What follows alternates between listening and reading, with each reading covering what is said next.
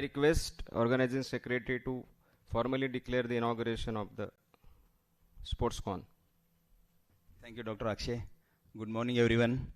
And I declare that we have started the SportsCon 2024, the first national sports conference. And the brainchild of Dr. Akshay, who is our scientific chairman here. And under able guidance of Dr. Ujjwala Daifale, who is the president. Dr. Kedar Sane, vice president. Dr. Archana Sane, who is the admin here. And all of you delegates, I welcome you from my bottom of my heart, and please be there for the 4 days. We'll be having a lot of activities here in speech as well as the workshop on the third day. So welcome again and thank you very much.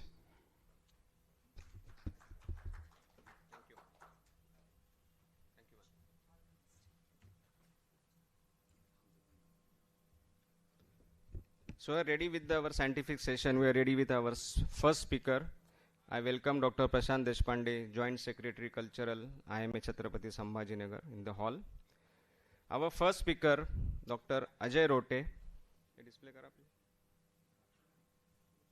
Display करना उसको.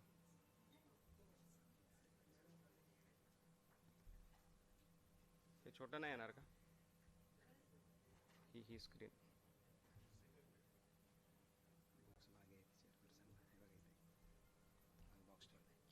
Dr. Ajay Rote, he is MBBS, PG Diploma, MBA, PhD, CPHQ. He at present is Medical Director of renowned Kamalnain Bajaj Hospital of Chhatrapati Sambhajinagar. He is a Senior Diabetologist of the city.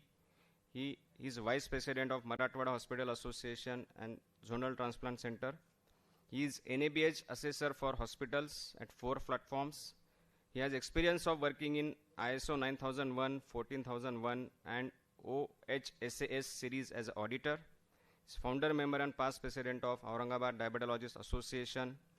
He is MMC recognized speaker and CME observer, author, researcher, singer, marathoner, yoga expert, university professor, global healthcare quality expert, a YouTuber and a social media influencer and whatnot. I welcome you, Dr. Ajay sir. Please. I request Dr. Prashant Darag to chair the first session and Dr. Aparna Raul madam please to chair the session ma'am please.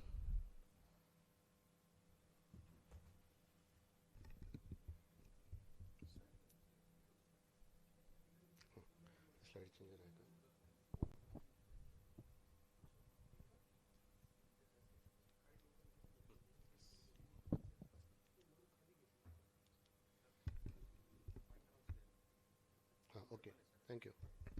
So good morning all of you. First of all, would like to thank IMA for giving this opportunity to me to talk on this topic of my interest also. And also I would like to congratulate, I am a proud IMA member today that IMA is hosting this such a national level event here, National Sports Con, National Sports event. It's a proud moment for all of us. Now the topic which I'll be discussing in another 20-25 minutes is on, is yoga a sport? So before that we would like to just see how the flow of the talk would be. So we will see what is yoga, what is sport, are there any differences, are there any similarities, and we'll come to the conclusion. So before that, I would like to just tell you that first I thought, am I an eligible person to talk on this subject? Yes, I am a yoga expert. I am an advanced yoga practitioner. So this is halasan, which is, if somebody knows about yoga, who practices yoga. So I do yoga every day. So the basic thing about yoga is yoga means it is a harmonious relationship with the surrounding. So it is your connection with the entire world which is harmonious. There is no imbalance in that connection. So everything comes in that world. Okay. So there is one very good shloka which says yogash chitta vritti nirodha. That means the main function of yoga is to control the flow of chitta vritti, that is the mind. To control the mind is the basic function or basic modality of yoga. We often confuse yoga with yogasana. See, that is why this confusion has started. Yoga is not equal to yogasana. Yogasana is just one of the 8 limbs of yoga. So you can see that the yoga has 8 limbs, which is, there are yamas, niyamas, asanas. Asanas are yogasanas. Pranayama, pratyahara, dharana, dhyana and samadhi. So there are 8 limbs of yoga. Out of those 8 limbs, there is one aspect which is asana. That is called yogasana. So yoga is basically, it combines the forces of the mind and body so that they are not at odds with each other. I told you that it's a harmony with the entire world.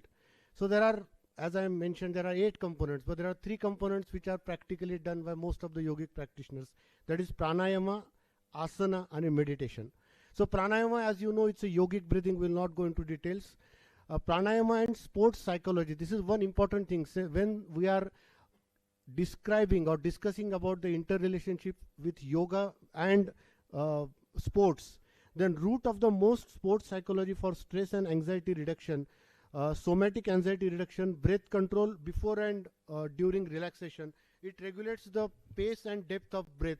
So in short, yoga has been found to be beneficial as far as sports psychology is concerned. Root of most of the sports psychology, as I told you, it is stress and anxiety reduction.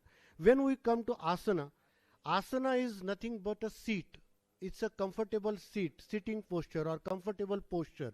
It prepares the body for rigors of meditation. It increases mental concentration. So this is one important aspect, that yogasanas increase our concentration.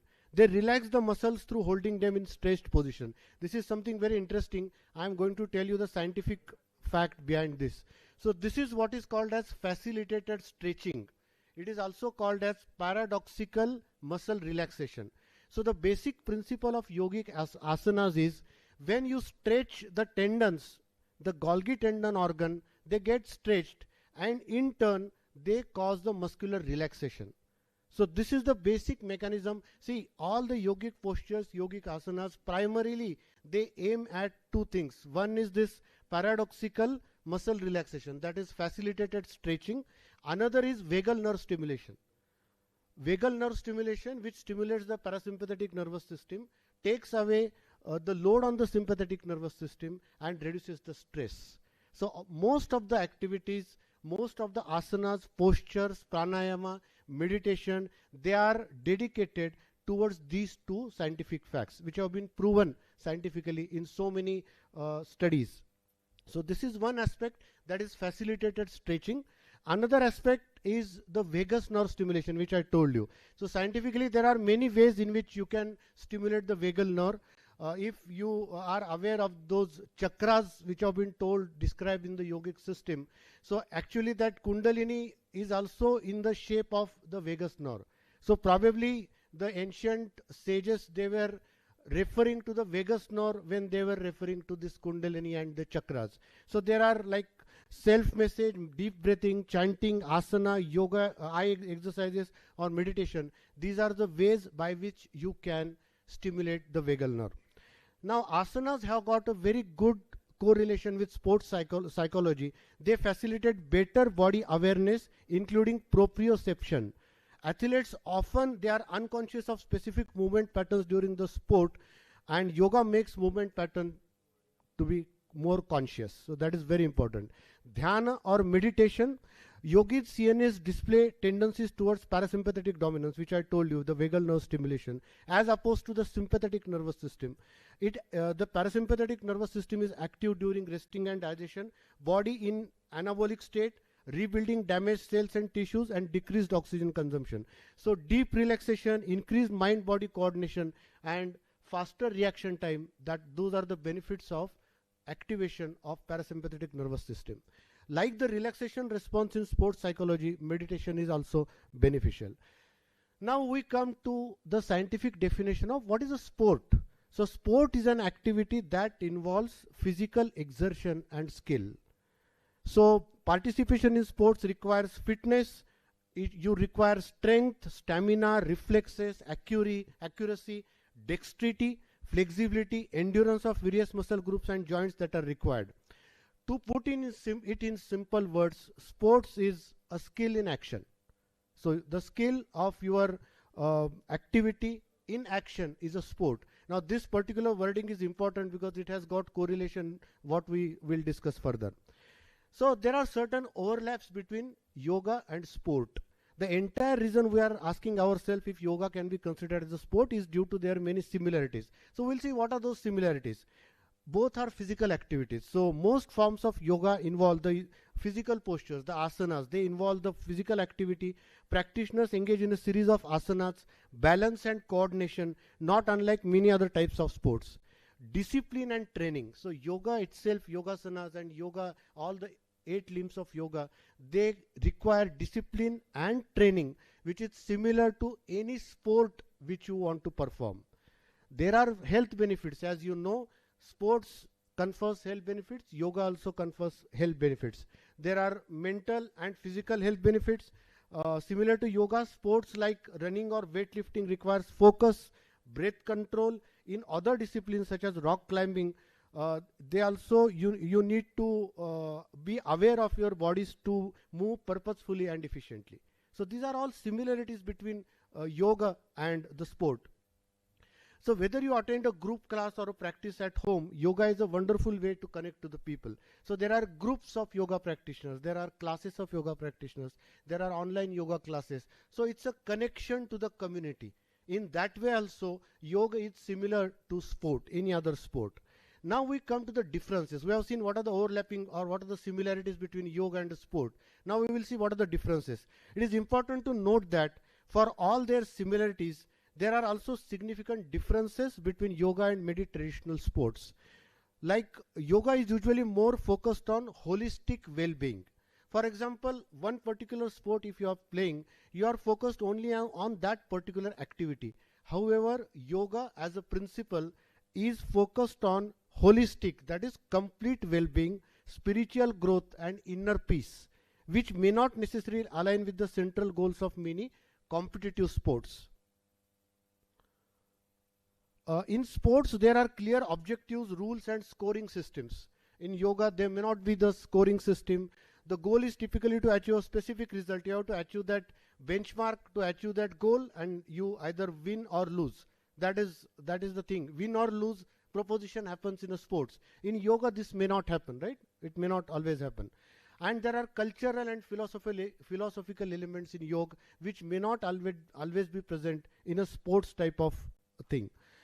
Now, apart from these similarities and differences, we also should know that what happens if a sports person involves in a yoga activities. Are there any benefits of doing yoga for a sports person? So that is another dimension of my talk. So it is found that a consistent practitioner, yoga practitioner, who is a sports person also increases the core strength. So increase in core strength is one of the important benefits of a yoga practitioner who is also a sportsman. Now very important thing is balance.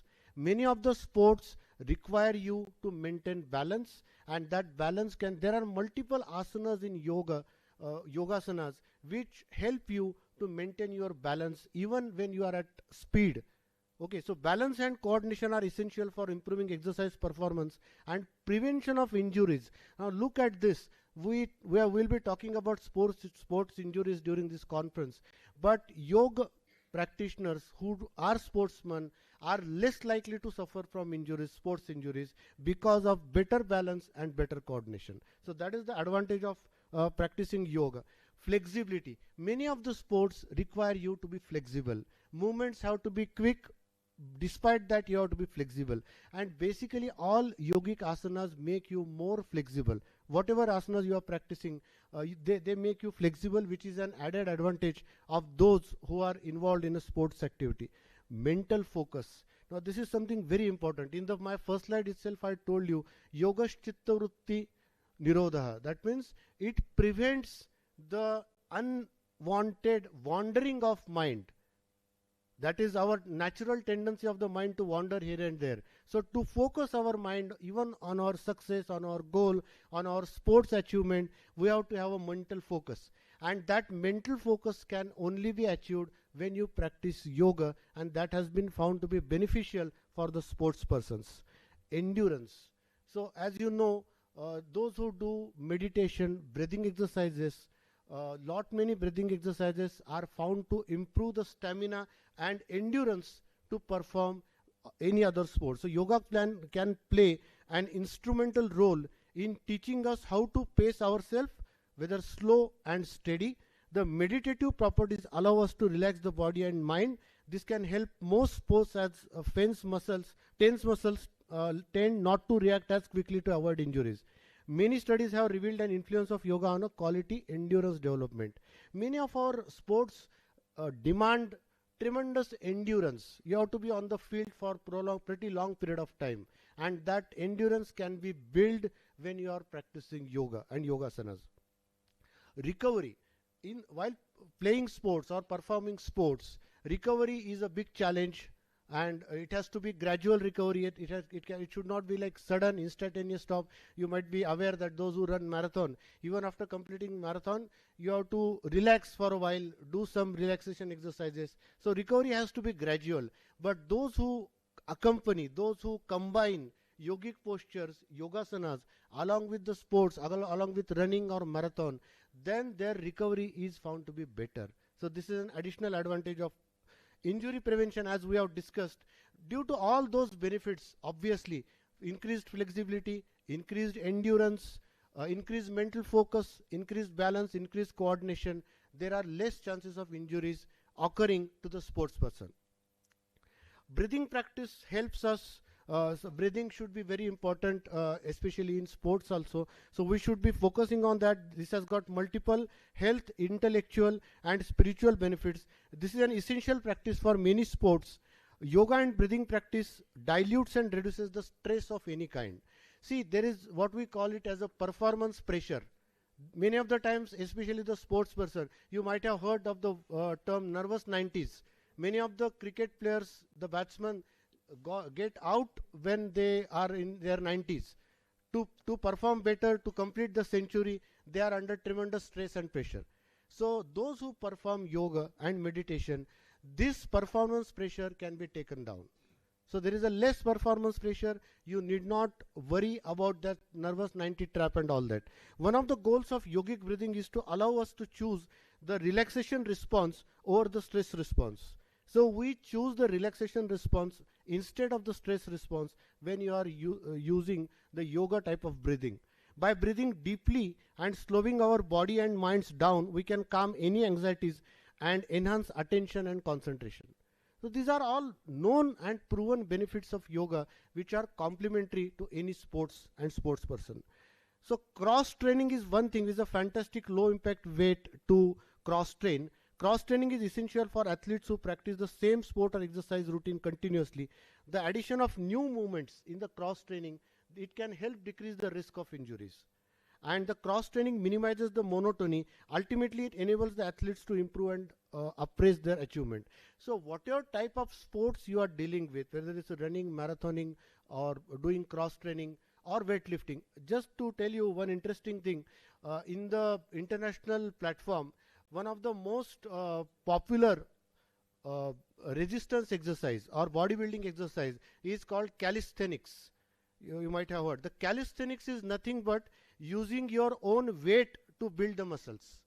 And compare the yogic postures of Surya Namaskar or many other yogic postures. They are nothing but calisthenics. So anything which is, calisthenics has also emerged from yogic postures. So using your own weight for build your muscles, for bodybuilding, that is calisthenics, and that is nothing but a part of yoga itself.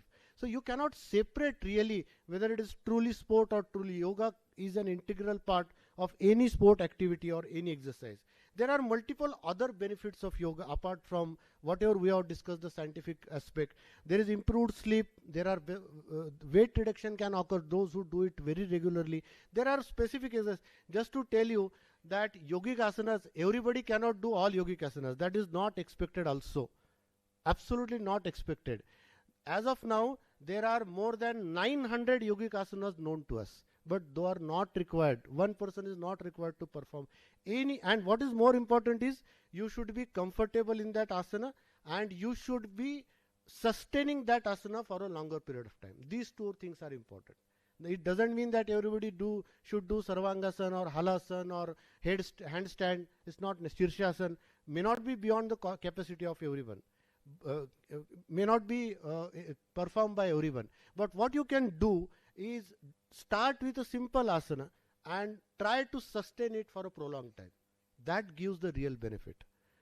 Increase flexibility, increase muscle strength, strengthen bones, protection from injury, perfects your posture, it protects your spine.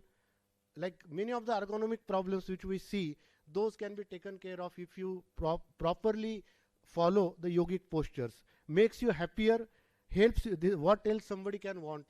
That is the ultimate goal of all of us. Helps you focus, improve digestion, helps keep you drug free, increases blood flow, balance metabolism, gives inner strength and energy regulation. Really amazing benefits. It is, I tell you, it is a transformational process. Those who practice yoga at whatever level they can do. So there are many sportsmen who have they have shared their experience that there is no, like this is one of the experience shared by one international sports person. There is no way I could have played for as long as I did without yoga. My friends and teammates think I made a deal with the devil, but it was yoga that made my training complete. As preventative medicine, it is unparalleled. See, this is the experience, real life experience shared by many international sport persons. So to conclude, there are many forms of yoga ranging from low intensity to high intensity and hundreds of postures. I told you that there are more than 900 postures. Personally, like I also started practicing yoga, and I tell you it is transformational. At the time, I saw it as a way to keep moving. As soon as I was able to start full training again, I saw immediately how yoga had directly improved. So for athletes of all level, yoga can be an instrumental part of training, and the benefits are far-reaching. Therefore, everywhere, whether it is Olympic Games or whether it is SportsCon or any other sports event, yoga should be an integral part of any sport activity. So we had seen earlier that sports is skill in action. Now there is one very good subhashita, that is yoga karmasu kaushala. That is, yoga is also skill in action. In fact, there is deep meaning behind this. Yoga karmasu kaushala means whatever you are doing, karma, whatever karma, it could be a sport, it could be study, it could be your profession. If you excel in that, that itself is a yoga. Yoga karmasu kaushalam. So doing your work, doing your sport, doing your profession, working as a doctor, whatever your work is, whatever your karma is, if you are trying to do it with excellence, then that itself is nothing but yoga. So yoga is inseparable from any part. It cannot be separated. So yoga is not only sport, it is much more than that. It is a lifestyle. It is a way how we lead our life, and how we lead our life comfortably and happily. So we had seen sport is a skill in action. Yoga is also skill in action. So yoga is, as I told you, it's not only a sport, it is much more than that. Thank you very much for giving this opportunity.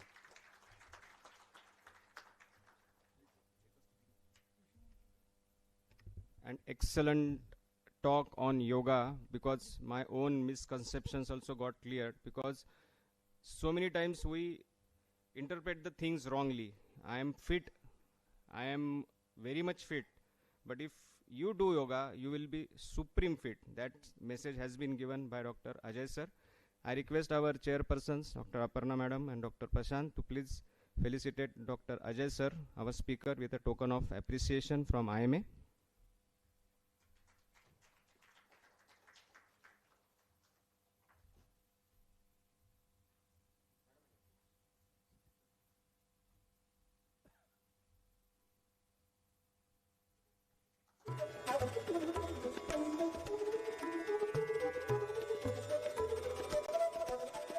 once again, thanks Dr. Ajay Rote sir. I welcome Dr. Milind Vishnu sir, CEO of Kamalyan Bajaj Hospital, and now I welcome Survey Sarva of MGM, Dr. Praveen Suryavanshi sir, who is our esteemed next speaker, who is going to speak on sports and lifestyle. So it's a basic query about every sports person, what lifestyle a sports person should acquire in life, because so many times sports person consider themselves supreme fit, but there are